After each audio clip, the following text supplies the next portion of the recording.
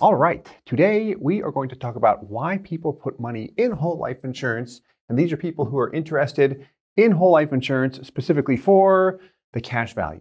Meaning someone says, I want a whole life insurance policy because of the cash value. That is why I'm putting money into this product. The death benefit is not important at all or has little importance to me right now. So there's a lot of people we talk to about this. So this is exactly what we're going to focus on. So when it comes to the cash value, if you're to speak with someone who has a whole life insurance policy and ask them, how do they view the cash value? They typically express this. Cash value is a safe place I can put money that I can use like a personal line of credit, and it also has a nice tax benefit. In summary, it is a safe, liquid, and tax-free area to position money. Does that make sense? Any questions on that? Good? All right, sweet. Let's continue on. So a common approach when someone takes out a policy, again, specifically for the cash value, is if they have extra money in savings. A lot of people we work with, I'd say the majority of folks I speak with, whether they are taking out a policy for themselves or for a company they own, a lot of times have extra money just in their checking or savings account. Maybe it's in a money market, but it's liquid. And they've got it there because they want to use it for other stuff. They want to use it for real estate, their business. If I've got money in the bank, I can use it for whatever I want. So it's there. They see the benefits to this and decide to move some of that extra money over to a policy because it's safe, and the liquidity piece allows them to use it for the same things they would use it for while it's in their bank account. So if it's just a one-time lump sum, so is it a situation where you say, I've got a lump sum of money and this is all I want to pay into the policy, I never want to pay a penny after that, or might you want to continue to add money after that? So if you had a lump sum of, say it's 100 grand, just for a round number, we would break that up between 2 and 3 years. If you're a little bit older, we might break it up over 4 to 5 years. If you said, I want to start with a lump sum, and then I want to fund a policy for a certain number of years afterwards, then we might look at adding the whole lump sum up front because you're still adding dollars afterwards, and that'll result in the strongest returns for you from a performance standpoint. All right, so that's a common approach we see by a lot of people, particularly with extra money in savings, and then people that say, hey, I do want to fund this policy for a few years, and a few means a 3. In this example, it could mean 10 or 20, right? So I still want to fund it for a while. So let's look at a couple examples here. First, we'll look at a younger person funding 10K per year, and then we'll look at someone in their mid-50s with a lump sum of $1 million. So the first thing we want to hit on is this guy, the safety. So example A, we've got this young person, it's a 33-year-old female, paying 10 grand per year because it is a safe area to position money. So here's what we've got, and this is pulled from an illustration, which if you're working with us, you would have that detailed illustration. But this is your money going in. So pretend you're 33 and you're funding 10K per year. We've got pay for 5 years or 15. Let's just look at 5 years here. So first, what that means is you're funding 10K per year, but for how many years when you look at this? When you hear the word whole life insurance, when you first heard that, how long did you think you had to pay premiums? Forever. A lot of people feel like that. And you could even have a case here, the premium still might be due, and we see it on the illustration. When we see that, it makes us think I have to pay it, right? You don't. This is a case where we pay literally 0 after 5 years. So this could be an example to answer your earlier question. Hey, what if I have a lump sum, say it's $50,000, and I'm not comfortable putting it all in at once?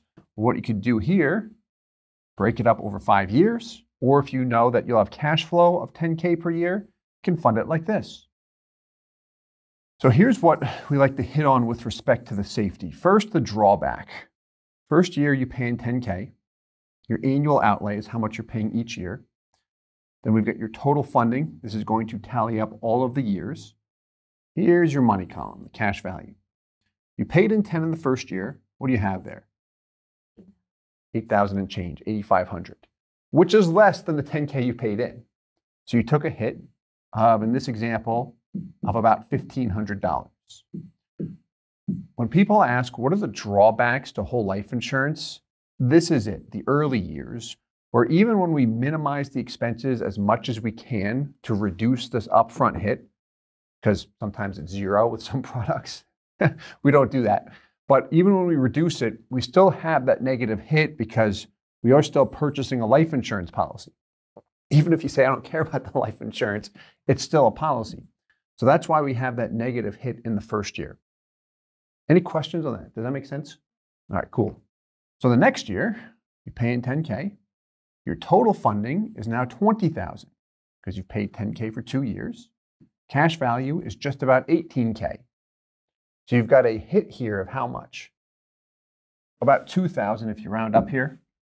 So we can actually look at it this way. So cash value growth, this is a column I like a lot because it lets me see how much my money is growing by year over year. So for example, first year, let's go back there, you paid in 10, cash value was $85.29, which if you take 10,000 minus $85.29, you'll get that exact number. So that's how much money you lost in the first year with this policy. Make sense? All right. Year 2, you paid in 10K. You see the cash value growth is negative $644. You know how we got that number? So how we get it, year 2, the cash value is $17,885. First, we would subtract it from the last year's cash value. Then we would subtract that payment, the $10,000, and we're left over with a negative $644. So you've got to look at, what did I have last year? How much did it grow by? And I have to back out my payment. Make sense? Still a little confusing? Okay. So the next year, you can actually see it a little bit cleaner. Year 3, well, let's start at year 2. You're at $17,885. You add 10,000 to it. If you add 10,000 to $17,885, what would you have? $209, more than the 10K you paid. That's why in the cash value growth column, we've got $324. It's positive. So if it's in the red, that means we're getting less back than what we're paying in. If it's in the black, it means it's growing. That's what we want to see. So you'll see it continue to pick up the pace over time. And then between years 4 and 5, you'll see it highlighted in yellow here. That's your break-even point. Another way to explain that, the word break-even, is when you get your money back. So when we look at your total funding, you've paid in by year 4, $40,000. You've got 39 and change. Did you get all your money back? Close, but no cigar. Next year, however, your total payment is $50,000 over 5 years, and your total cash value is more than $50,000. That's when we get our money back, or we'll refer to it as our break-even point. And then in this example, you pay nothing thereafter. Cash value continues to grow, and this represents the net growth in dollars that you're getting from the insurance company each year. So in this example, it would be about the same with this particular product. Some products do give you a little bit more upfront where you can have a break even somewhere between the 3 and 4 year mark. The break even, or when you should get your money back, should typically fall between years 3 and 5, sometimes year 6 at the latest, depending on your product and such. All right, so cash value growth. That shows how much your policy is growing by each year. And it's just saying how much did it grow by this year, and you know, gain or loss. Then we've got cash value gain. So this is important too. This will look at your total funding and your total cash value and show you if you have a gain or a loss. So a loss, we see it in the red, would represent the fact that your total cash value is less than the total amount you paid into the policy. See what I mean? So by year 4, paid in a total of 40, you've got 39 and change. That's where that gain is negative $944. That's why it's in the red. By year 5, total payment is 50, cash value is 50, 445. There's the gain, 445.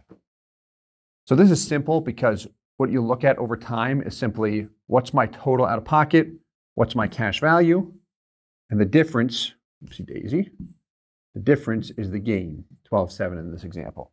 So how people view it as a safe area to position money is because what happens with a cash value life insurance policy, no matter what, as time passes, it just continues to compound. Now, you'll have dividends and such that can impact the actual compounding rate, but when you look at whole life insurance through any period of time, regardless of things going very, very well in the stock market, economy, whatever it might be, this just continues to go up over time.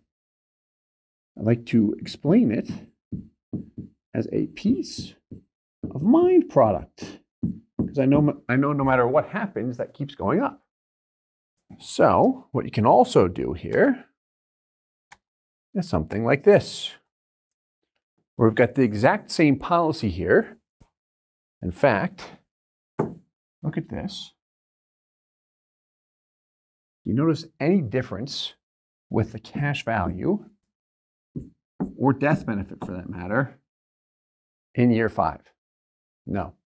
The reason why is, again, because this is the exact same policy. So if you said, I want to start out with a lump sum, I've got $50,000 I want to get into the policy, and I'm pretty sure I want to stop after that, but I might want the option to keep on going. What you can do with the policy is set it up like we have here, where you keep on adding money. And this is through year 15 in this example. And you can stop after 5 years, you can stop after 10. You don't have to decide up front. This can also adjust the actual dollar amount. So you can make it very flexible so you're not committed or locked into a certain dollar amount and funding it for a certain period of time. So there is, with this particular policy, her target amount is $10K per year. The minimum is what is called the insurance premium, which is right around $1,500 with this particular policy. Everything above that is gravy. You're just pouring money into cash value. So to answer your question, the minimum would be the premium piece. So if you said, I still want to add money, meaning I don't want to stop altogether, but I don't want to add 10 grand anymore, you could pay $1,500, it could be $5,000, anywhere between that and this. Cool, right? All right. So that was example A. Let's wrap up with example B, which will be that lump sum. So what I want you to do here is pretend you are a 55-year-old male and you've got a lump sum of $1 million. And similar to what you had asked earlier, you say, I've got this lump sum, I want to get it into a policy, and after that, I don't want to pay anything, like I'm done. I like this because it demonstrates what a lot of people do. I've got extra money in savings. I like the benefits of a whole life insurance policy, safe, liquid, and tax-free, but I don't want to have to make payments my whole life. Like that's a turnoff to people, at least in experience.